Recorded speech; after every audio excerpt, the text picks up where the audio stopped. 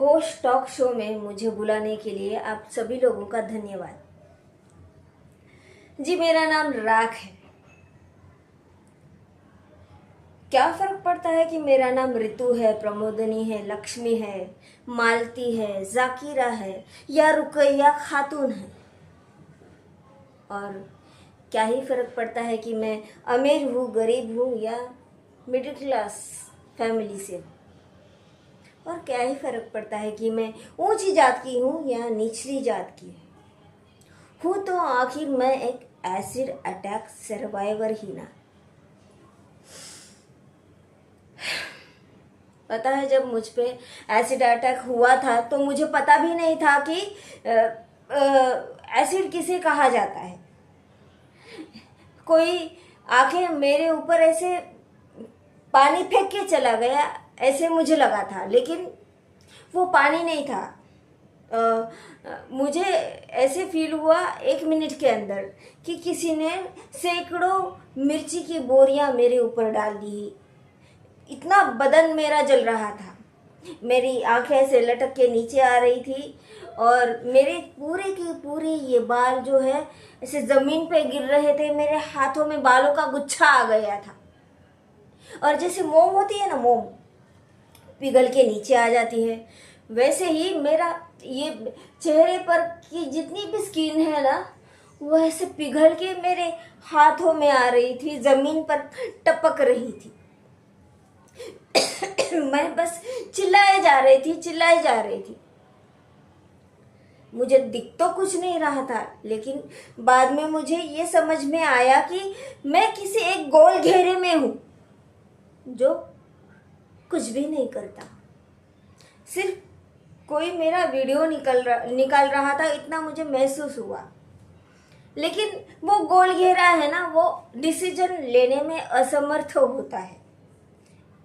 ऐसे गोल घेरे से मुझे पैनिक अटैक सा होने लगता है, मुझे नहीं पसंद। तो फिर थोड़ी देर बाद पुलिस आई। पुलिस मुझे किसी अस्पताल में जाके उन्हें इलाज शुरू करना चाहा, लेकिन वहाँ के जो डॉक्टर थे उन्होंने ऐसे हाथ ऊपर कर दिए। उन्होंने बोला कि यहाँ पे एसिड अटैक वालों का इलाज होता ही नहीं। तो मेरी ना सरकार से सिर्फ ये विनती है कि भाई उनको, पुलिस वालों को ट्रेनिंग दी जाए कि अनफॉर्चुनेटली ऐसे अटैक होते हैं तो ऐसे पेशेंट्स को किस हॉस्पिटल में भर्ती करना चाहिए, इतनी विनती है। फिर दूसरे हॉस्पिटल में, फिर बाद में तीसरे हॉस्पिटल में, फिर मैं वहाँ पे बैठ गई और चिल्ला रही थी। मेरे ऊपर न जाने कितनी बाल्टियाँ पानी डाली गई, 10, 20, 30, 40, 50। कोई दूध आके फेंक रहा था। वहाँ पे एसिड अटैक वालों का इलाज होता था। पापा भाग के आए। पापा मुझे ना ऐसे गले लगा लिया पापा ने। पता है, पापा की शर्ट तक जलने लगी थी। ऐसे मांस ऐसे गल गल के नीचे आ रहा था, स्किन ऐसे लटक लटक के आ रही थी। फिर भी वहाँ पे 2 महीने कैसे गुजारे पता नहीं। और वहाँ पे आज मैं आपको दिख रही हूँ, मेरी लगभग 37 सर्जरी हो चुकी है और हर एक सर्जरी का खर्चा 1.25 लाख से 2-2.5 लाख तक होता है।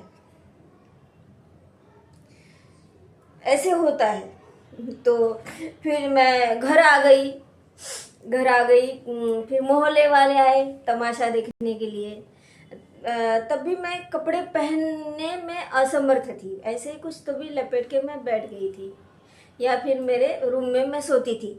तो फिर ये मोहल्ले वाले आए और फिर किसी ने बोला कि अरे, अगर ना कोई दूसरे अंग पे एसिड डाल के फेंक देता ना तो भी चलता था, लेकिन चेहरे पे ना एसिड नहीं डालना था। किसी ने ये बोला कि हाथ या पैर काट के फेंक देता ना तो भी चलता था, लेकिन चेहरे के ऊपर एसिड नहीं डालना था। किसी महाभाग ने ये बोला कि बलात्कार करके छोड़ता ना तो भी चलता था, लेकिन चेहरे के ऊपर एसिड नहीं डालना था। हमारे बहुत ही करीबी रिश्तेदार मम्मी से ये बोले कि कोई जहर का इंजेक्शन देके इसे मार डालो। बाल नहीं है, आंखें लटक रही है, सांस लेने में तकलीफ हो रही, चल नहीं पा रही है, उठ बैठ नहीं पा रही है, जी भी जाएगी तो बोझ ही बनेगी। तो फिर ऐसा करो कि उसे जहर देके मार डालो। ये जो हमारे समाज के सोच में ही जो एसिड है ना, मुझे ऐसे लगता है ना वो बाय बर्थ हमारे जीन्स में ही है। इसको कैसे निकाला जाए वो आप सोचो। तो ऐसे हुआ और मेरे ऊपर ना बार बार एसिड अटैक होता है। कोई बोलता है, मैं रास्ते से जाती हूँ, कोई बच्चा ऐसे भूत भूत बोल के निकल जाता है। मैं ऑफिस कलीग के साथ में खाना खाती हूँ तो वो कोई मेरे सामने बैठ नहीं पाता, उन्हें उल्टी आती है। कोई मैं बालकनी में, अगर मेरी ही बालकनी में मैं सूरज को देखने जाऊँ तो सामने वाला देख के बोलता है कि हे ईश्वर, कैसा दिन जाएगा मेरा। तो ना ऐसे सोच के कारण, ऐसे एसिड वाली सोच के कारण ही मेरा नाम अब राख है। इसलिए मैं मेरा नाम राख बताती हूँ। तो ये है। और ये बोलते हैं ना कि बेटी बचाओ बेटी पढ़ाओ, ठीक है, बहुत अच्छा है, लेकिन हमारे एजुकेशन में बचपन से ही हमें ये सिखाना चाहिए, खासकर मेल बच्चों को, जो पुरुष बच्चे हैं उनको ये सिखाना चाहिए कि असल में पुरुषार्थ क्या होता है। और समाज में हर एक महिला की हमने इज्जत करनी चाहिए, ये भी एजुकेशन में डाल दो, उनके किताबों में डाल दो कि एसिड अटैक नहीं करना चाहिए किसी के भी ऊपर। ये शिक्षा दी जाए, ये भी विनती है मेरी, ये शुरू कर दो। और मुझे ना, जब मैं एनजीओ गई थी तो मैं चिल्ला रही थी कि मुझ पे ही जुल्म हुआ है, मुझ पे ही जुल्म हुआ है, बलात्कार के बदले बलात्कार, एसिड अटैक के बदले एसिड अटैक होना चाहिए। तो एक दीदी भागकर मेरे पास आई, उसने बोला कि अरे पागल, ठीक है, तुझ पे जिसने एसिड अटैक किया है मैं उसको सामने लाती हूँ, तेरे हाथ में एसिड की बोतल देती हूँ और हम कायदे से परमिशन मांगेंगे कि ये इसके ऊपर एसिड अटैक कर सकती है, तुझे कुछ भी ये नहीं होगा, सज़ा नहीं होगी। तो मैंने बोला कि दीदी मैं नहीं कर पाऊंगी ऐसे,